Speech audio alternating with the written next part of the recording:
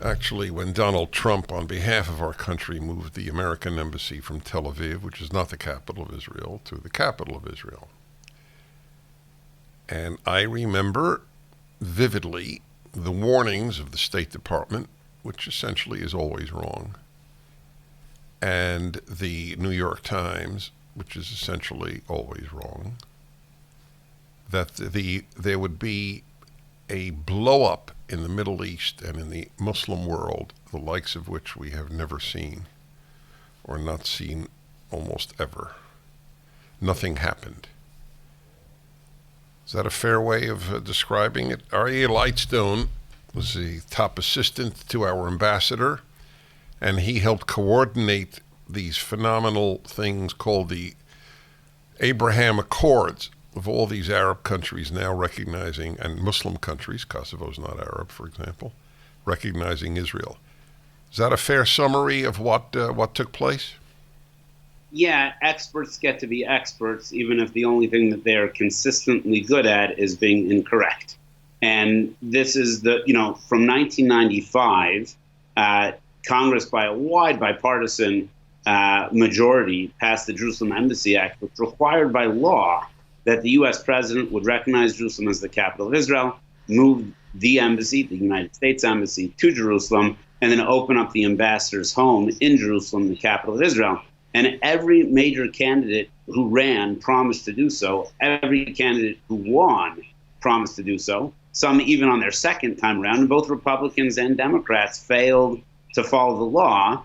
President Trump, on December 6, 2017, recognized Jerusalem as the capital of Israel. On May 14, 2018, at 4:11 p.m., officially opened our embassy in Jerusalem. And later on in 2019, opened up the ambassador's home in Jerusalem, fulfilling the law that was passed in 1995. President Obama, who was in Jerusalem just down the block from where I'm sitting right now, exactly a week ago, went to East Jerusalem, removed the Israeli flag from the Beast, which is the car that the President of the United States of America drives in, and committed to give money to the Palestinians while sitting in the united and undivided capital of Israel, Jerusalem, which is the exact opposite. You pointed out so clearly, peace only comes through strength.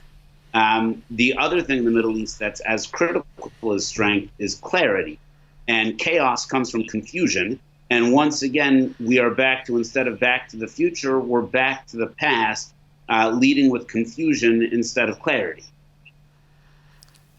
I didn't know that about President Obama, what he just did. This is a week ago?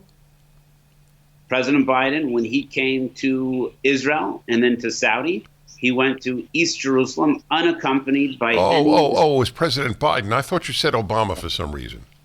I may have said that. I might be a little jet lagged. It was definitely President Biden. Oh, my God. By the way, I just want to note about the strength and peace issue. I asked, I'm sure you're familiar, one of the greatest living historians is Neil Ferguson, formerly of Harvard, now at the Hoover Institution at Stanford. And I asked him on my show, and it's one of the rare times I asked a question and I had no idea what the person would answer. Usually I have an idea. I said, do you think that Putin would have invaded Ukraine if Donald Trump were president? And I don't think that there was a second hesitation, and he said no. This weak president, he's very strong against Americans, but he's very weak against evil, has enabled that. The book is Let My People Know. We are his people, as it is R.A. Lightstone's people. The incredible story of Middle East peace and what lies ahead. So I have a question, and here's a perfect example. I don't know what you'll say, because I have no idea what the answer is. So explain for a moment the Gulf states. We have Abu Dhabi, we have Qatar, we have United Arab Emirates. What else? So you have Bahrain, Qatar, Bahrain, Oman, Saudi. That's sort of the group there that represents the GCC, the Gulf states. Oman is not always included in that. And then you have Yemen as well. But really what you have is you've got an alliance of Sunni countries that want to stand with the United States of America. They also want us to stand against their foe, Iran, who is also our foe. And these countries are critical strategic partners of ours. Some of them are allies of ours. And if you look at the Middle East today versus 25 years ago, or today versus 5 years ago, it's not your Hollywood Middle East. The goal in the United Arab Emirates, which has 7 emirates, amongst them Abu Dhabi and Dubai are the 2 most famous ones, they just celebrated the Expo, which had people from every country in the world have an opportunity to come in peace and harmony. Abu Dhabi and Dubai are 2 of the top 3 or 4 safest cities in the world, something United States of America leadership could learn a little bit something about these days. Bahrain is an open country for religious and women and advancement and modernity. And these countries are trying to get closer to the United States of America. And one of the ways they were able to do that was by getting closer to the State of Israel, which is supposed to be, and under some administrations, is treated as our number 1 ally in the region. So we don't have much time. Tell me, I'm very curious, why is Qatar an outlier?